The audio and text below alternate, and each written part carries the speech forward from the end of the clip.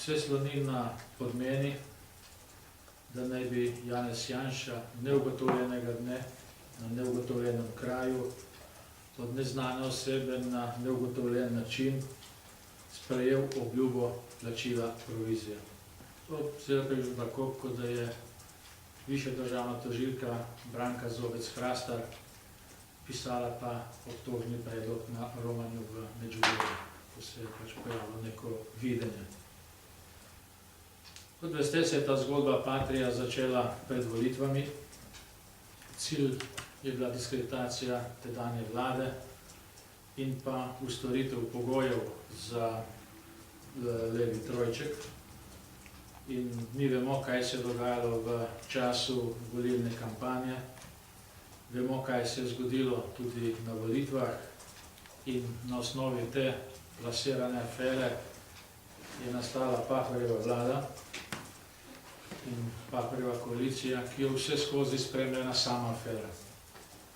Bulmastifi, tihe družbe, tajkunske zgodbe, nacionalni preiskovalni urad, depeše, droge, privilegirane skupine in še bi lahko naštevali.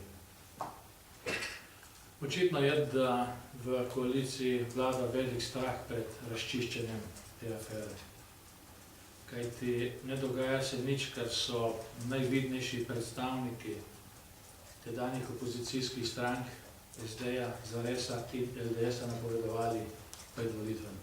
Takrat so dejali, da takoj, ko pridejo na oblast, da bodo prekinili pogodbo s Patrijo, zdaj pa že mirno 2 leti naročajo 8-kolesnike in očitno je, da vladna koalicija na tem polju ni verodostojna. Trojčku, se pravi socialnim demokratom, Zaresu in liberalnim demokratom, Patrija, oziroma preiskovalna komisija Patrija, ki smo jo zahtevali, predstavniki 2 opozicijskih strank in pa poslanec Magajna, ne diši, in storili bodo vse, da se bo preprečilo resno preiskavo predvolilnega konstrukta botrov levega trojčka.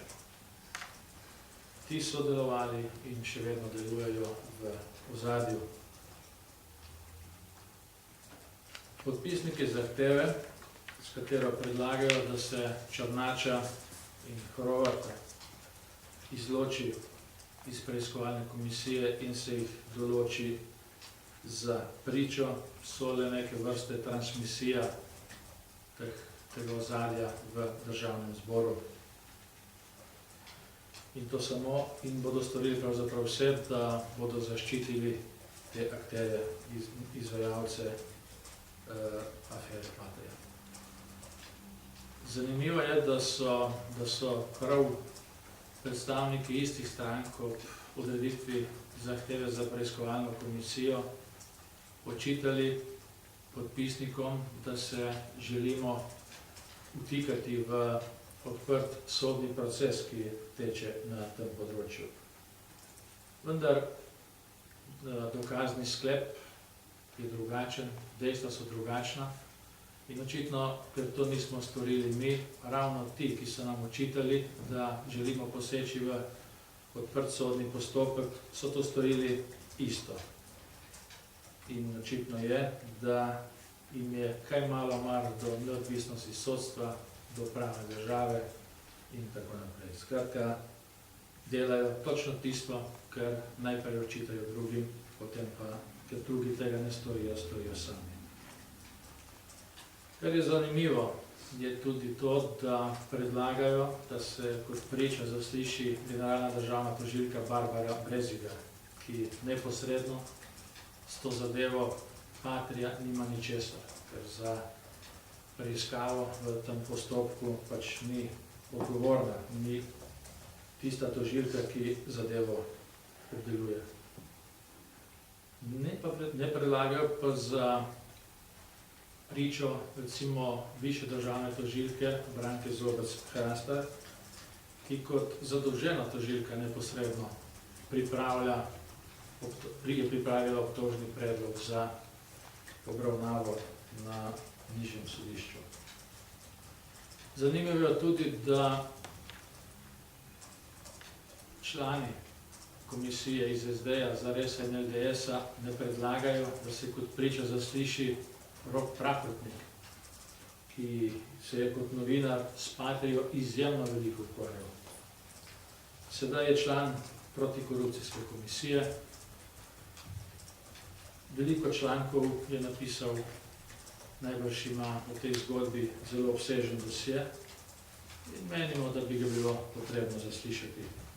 Njegovi odgovori bi bili zagotovo zelo zanimivi, še posebej, ker je sedaj kot član protikorupcijske komisije še posebej zavezan etiki in verodostojnosti.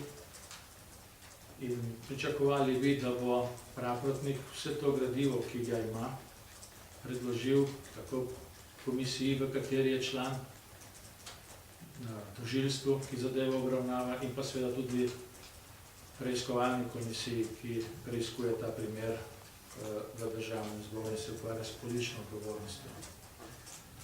Zdaj, kot član protikorupcijske komisije ga najbrž več ne zavezuje zaščita vira in kot javni funkcionar bi pravzaprav moral to storiti, to se pravi predložiti gradivo vsem tam preiskovalnim organom. Je pa zanimivo, da ima Rok Praprotnik zelo veliko zaupanje v predsedniku države, ki ga je predlagal v protikorupcijsko komisijo, da uživa veliko podporo in zaupanje v vladi in tudi v koaliciji v državnem zboru. Član državnega zbora, bivši predsednik mandatno-volilne komisije, kolega Dušan Kumar, je tudi sodeloval v tej izborni komisiji, ki je predsedniku republike predlagala, koga naj po novem zakonu imenuje v preiskovalno komisijo. Zdaj, ta predlog treh članov koalicije, članov preiskovalne komisije Patrija, s katero izločajo predstavnika člana iz SD-ja, to se pravi Horvata in Černača, pomeni pravzaprav ilustracijo Slovenske demokratske stranke v tej komisiji, se pravi stranke, ki je zahtevala odreditev te parlamentarne preiskave. Zdaj, v času od ustanovitve do sedaj se ni spremenilo pravzaprav ničesar, ni nobenih argumentiranih razlogov, na osnovi katerih bi ti poslanci predlagali izločitev tako Černača kot Horvata iz te preiskovalne komisije. Niti eden med razlogov, ki jih navaja, se v tem času ni spremenil. Horvat oziroma Černač je bil prej član preiskovalne komisije 6, to so vedeli vsi, da je podpredsednik SDS, vedo vsi, da vodi komisijo za nadzor varnostnih obveščevalnih služb, vedo vsi. Vendar v preiskovalni komisiji 6 je bil tudi eden od podpisnikov zahteve za določitev, s katero zahtevajo, da se Černač določi kot priča, Anderlič. V organih oziroma v odborih in komisijah državnega zbora, ki ne bi imeli neko posebno vlogo, delujejo tudi drugi poslanci, med njimi tudi Kumar, ki je tudi podpisnik te zahteve. In očitno je, da v tem primeru koalicijski poslanci igrajo zelo dvolično igro, delujejo poniglavo tudi in očitno, ker se ukvarjajo samo s temi zadevami, tudi ni moč pričakovati tudi na drugih področjih nobenih rezultatov dela te koalicije.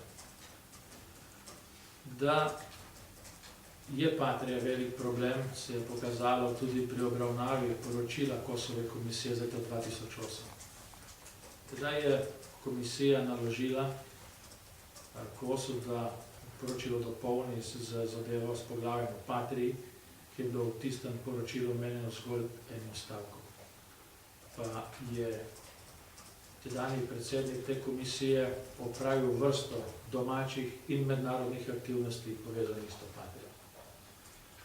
Ker ker je koalicija in KOS, ker so izčrpali vse pravne možnosti do ustavnega sodišča, kako preprečiti dopolnitev tega poročila, so potem preprosto po nujnem postopku predlagali zakon o integriteti, ukinili komisijo, ki je zahtevala dopolnitev poročila in del teh pristojnosti prenesli na mandatno-volilno komisijo, ki jo je tedaj še vodil eden med podpisnikov poslanec Socialnih demokratov Kumer.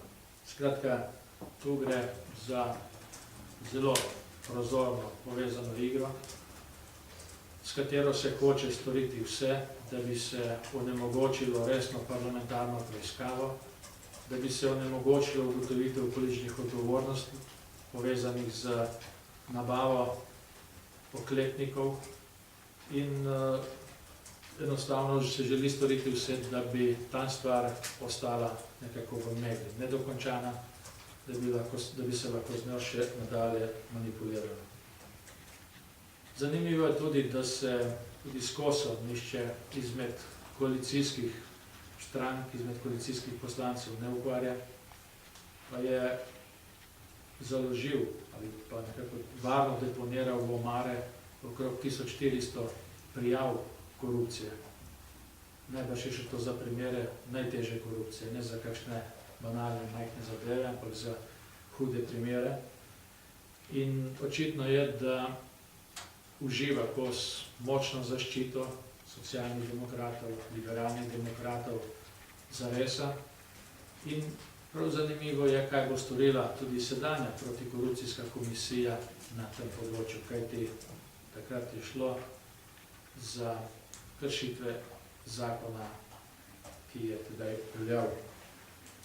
Je pa zanimivo, da se je KOS kar naprej ukvarjal z gospodom Mariničem za neko zadevo, ki je problematična, vendar za delovanje države, za delo, ki ga Marinič opravlja, nima pravzaprav nobene težave. So pa veliki primeri, kot so zadeve v lastninskih preoblikovanjih, kot so recimo te cestne zgodbe in med temi spisi najbrž je bilo nekaj tudi teh prijav, tudi kar zadeva lastninske prevzeme, preoblikovanja, da so pa te zgodbe, v katerih je šlo za 100 milijonske ali pa celo milijardne zneske v evrih, pa so obtečale najbrž v omarah KOS-a. Kar zadeva protikorupcijsko preiskavo oziroma preiskavo Patria, gre očitno za politikansko oviranje, gre tudi za povzročanje namernih težav. Namreč sedaj, ko sta tako Črnač kot Hrova določena za priči, je namestnik oziroma podpredsednik preiskovalne komisije gospod Kumer poslal dopis Državnemu zboru, ga naslovil na predsednika Gantarja in predlagal, zaprosil Državni zbor, da čim prej razreši dosedanjega člana in predsednika ter imenuje novega člana in predsednika preiskovalne komisije. Mi smo včeraj vložili zahtevo za izredno sejo. Ta točka je bila danes uvrščena v dnevni red, vendar sklica mandatno-volilne komisije, ki jo tudi vodi SD, še ni. In vprašanje je, ali bomo jutri, to je zadnji dan izredne seje, lahko tudi o tej nujni, urgentni zadevi, tako je zapisal gospod Kumer, tudi odločili in dobili novo vodstvo tudi te preiskovalne komisije. Vendar, če bodo zadeve potekale tako, kot si je sedaj zamislila koalicija, dvomim, da bosta tudi novo imenovana predsednik preiskovalne komisije in namestnik izdržala več kot nekaj tednov. Kajti zaradi tega, ker je nekdo desna roka nekoga, se ga predlaga kot pričo, istočasno se pa razreši tudi še nekoga, ki je desna roka desne roke. Skratka,